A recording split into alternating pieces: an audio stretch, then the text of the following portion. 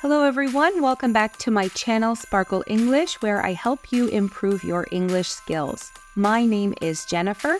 In the spirit of Christmas, my favorite holiday, we will learn and practice 7 simple comma rules. Let's begin. Commas are punctuation marks used to clarify meaning and separate elements in a sentence. This is the comma. There are many different comma rules, and commas are very important to make your sentences easier to understand. This lesson will focus on 7 of the most common comma rules. Let's look at this sentence example. This Christmas, comma, I'm visiting family, comma, exchanging gifts, comma, and enjoying festive meals. We have 3 commas in this sentence. However, these commas are used differently. The first comma is used because this Christmas is an introductory element, and the final 2 commas are used to separate items in a list. So it's important to understand why and when we use commas. So first, let's talk about the most common comma, which is commas in a list, the listing comma. We use commas to separate items in a list of 3 or more. For example, Billy asked Santa for a bicycle, comma, chocolates, comma, and a skateboard. Now, one thing important to note is the comma before the coordinating conjunction and or in a list is optional. It's called the Oxford comma. I prefer to use it because I think it just makes it easier to identify individual items in a list. However, some people do not use it, so if you choose to use the Oxford comma, always use it. The most important thing is consistency. Another example, the tree was decorated with bright balls, comma, bows, comma, golden tinsel, comma, and white lights. So when we have items in a list of 3 or more, we use commas. Now let's talk about using commas to join independent clauses. So we use commas before coordinating conjunctions that join 2 independent clauses or 2 complete thoughts. I have videos on the coordinating conjunctions. You can remember them by FANBOYS, for and nor, but, yet, or, so. For example, it was snowing outside, comma, so we decided to stay in and watch movies. It was snowing outside is an independent clause, and we decided to stay in and watch movies is also a complete thought. Therefore, we put a comma before the coordinating conjunction so. We do not put a comma before the coordinating conjunction and because watch movies is not an independent clause. We don't have a subject here. The subject is we. We decided to stay in and watch movies. So we only need 1 comma. An easier example, Santa checked his list twice, comma, but he still forgot some gifts. Again, we have 2 independent clauses. Santa checked his list twice. He still forgot some gifts.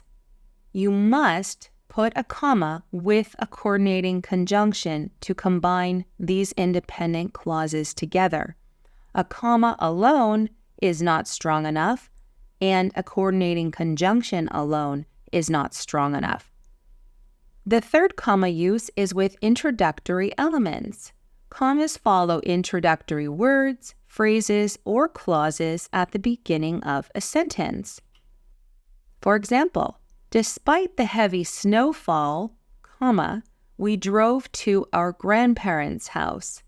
Notice that we have an independent clause after the comma. We drove to our grandparents' house. Despite the heavy snowfall is an introductory phrase and is introducing the main clause. which is we drove to our grandparents' house. Another example, after eating dinner, comma, the children opened the presents under the tree. When these elements are placed at the beginning of the sentence, we must use a comma to separate them from the independent clause. Now, before we get into non-restrictive clauses, if you want more help with punctuation, with commas, I recommend you order my 16 Basic Punctuation Rules ebook, which I've linked you to in the description below. There are over 50 pages of punctuation rules and exercises in a really simple format to help you understand the basics of English punctuation. Ordering this ebook also helps support this channel. So now let's talk about commas with non-restrictive clauses. So a non-restrictive clause is a part of a sentence that adds extra information about something. But non-restrictive clauses are not essential to understand what the sentence is saying. And we offset non-restrictive clauses with commas. Let's look at examples so this is easier to understand. Our neighbor, comma, who dresses up as Santa, comma, hands out candy canes on Christmas Eve. Who dresses up as Santa is a non-restrictive clause, and we have a comma before and after it. If we remove this clause, the sentence does not change. Our neighbor hands out candy canes on Christmas Eve. Who dresses up as Santa is just giving us more information about the neighbor, but it's not essential to the sentence. Another example, the gift, comma, wrapped in red and green paper, comma, was under the tree. Again, if we take out this clause, the gift was under the tree, the sentence remains the same. It doesn't change. Wrapped in red and green paper is just extra information, and that's why we can offset these clauses with commas. Another example, these holiday cookies, comma, which I bought at the local market, comma, are my favorite. Once again, these holiday cookies are my favorite. This clause in between does not change the meaning of the sentence, and for this reason, we add commas. Now let's look at another example, and we're going to compare it to an example where we would not use commas. My uncle's house, comma, which is decorated with thousands of lights, comma, won the Christmas decoration contest. Again, if we take out this clause, it does not change the meaning of the sentence. My uncle's house won the Christmas decoration contest. Now let's look at this example. Houses that win the Christmas decoration contest get featured in the local newspaper. Here, we would not offset this clause with commas because that would change the meaning of the sentence. Houses get featured in the local newspaper. Well, not all houses are getting featured in the local newspaper. Only the ones that win the decoration contest. So, in this case, we do not offset this clause because it is essential to the sentence. So when you come across a sentence like this, try to isolate the clause and reread the sentence to see if it's essential to the sentence's meaning or if it changes it. Now, an easier comma usage is with direct address. This is called the vocative comma. We use commas to separate the name of a person being directly addressed from the rest of the sentence. For example, thank you for the lovely gift, comma, Aunt Mary. I am talking to Aunt Mary, and so, because I'm addressing her, I'm separating the rest of the sentence from her name. Dad, comma, can we watch a Christmas movie before we go to bed? This boy is talking to Dad. He's addressing Dad. and so we add a comma after dad, and that shows we are talking to him. Now we have a tricky one, how we use commas with adjectives. So we use commas to separate coordinate adjectives that each modify a noun in a similar way. For example, the bright, colorful lights lit up the entire street. Bright and colorful are both describing the lights in a similar way. If you can replace the comma with and, the bright and colorful lights, that's a clue that you can use a comma instead of and. The bright, colorful lights. Another example. The children sipped the hot, sweet cocoa on this chilly evening. Because the adjectives hot and sweet both describe cocoa or the noun in a similar way, we use commas between these adjectives. I have a video on this which you can check out in my punctuation playlist as well. And the last rule we're going to talk about is using commas with dates and addresses and places. First, commas separate the day from the month and the year in dates. For example, we'll have dinner with my grandparents on Sunday, December 24th. Note that we use a comma after the day, but we don't separate December and 24.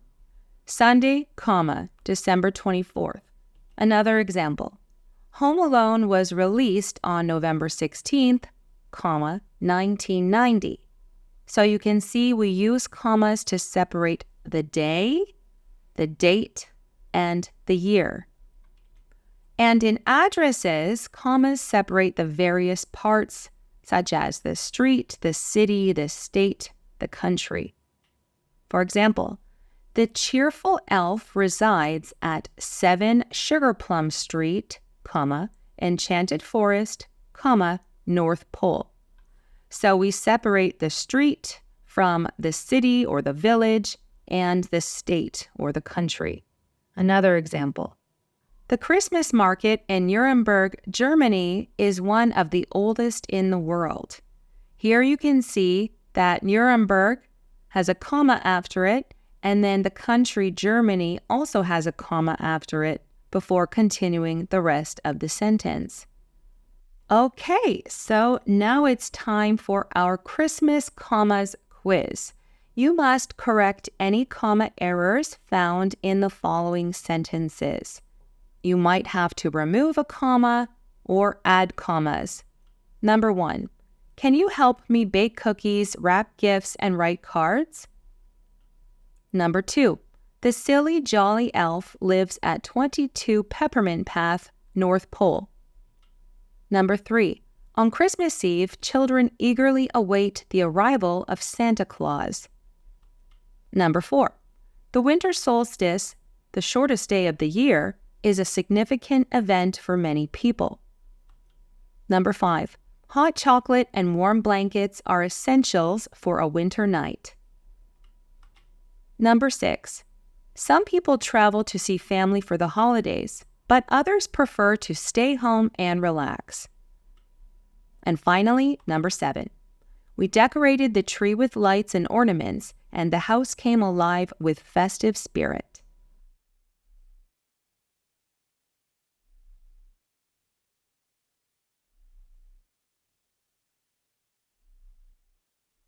Okay, so in sentence number 1, we are missing some commas. We have a list of activities here. So can you help me bake cookies, wrap gifts, and write cards? This will separate each activity into 3. Now, the comma before and is optional because this is the Oxford comma. In number 2, we have 2 different types of commas that we're missing. First, we're missing a comma after silly before jolly. Remember, after each comma, we must also have a space. The silly, jolly elf. Remember that we use commas to separate coordinate adjectives when they both modify the noun or describe the noun in a similar way. And here we have an address, 22 Peppermint Path. We're going to put a comma after Peppermint Path to separate it from the North Pole. And in number 3, we have 2 errors. First, we need a comma after Christmas Eve. On Christmas Eve, comma, space, children eagerly await the arrival of Santa Claus. The comma after Eve sets off this introductory phrase. And this comma here before Santa Claus is incorrect. This would only be correct if we were talking to Santa Claus. What do you want for dinner, Santa Claus? But we're not talking to Santa Claus. We're talking about his arrival. So this comma is unnecessary and incorrect. Now here we have to add 2 commas. The winter solstice, comma, the shortest day of the year, comma, is a significant event for many people. The shortest day of the year is providing extra information, but it's not essential to the sentence. The winter solstice is a significant event for many people. The sentence still makes sense and remains the same without this phrase. And remember, we use commas to set off non-essential clauses. Now, in number 5, this comma after chocolate is incorrect. We only have 2 items here, hot chocolate, warm blankets. And we don't add commas in a list of 2, only in a list of 3 or more. And number 6 is correct as it is. We have a comma after holidays before the coordinating conjunction but. And this is correct because it's joining 2 independent clauses. Some people travel to see family for the holidays. That is an independent clause. Others prefer to stay home and relax. That is also an independent clause. Others refers to other people. And therefore, we put a comma before the coordinating conjunction to connect these 2 independent clauses. And number 7 is also correct. We decorated the tree with lights and ornaments, comma, and the house came alive with festive spirit. We have 2 independent clauses. We decorated the tree with lights and ornaments. The house came alive with festive spirit. So both of these commas combined with these coordinating conjunctions are correct. Okay, so let me know in the comment section how many you got correct out of 7. If you had any troubles, feel free to ask me in the comment section as well. Make sure to like this video and subscribe to Sparkle English for more English lessons. I'll see you in my next video.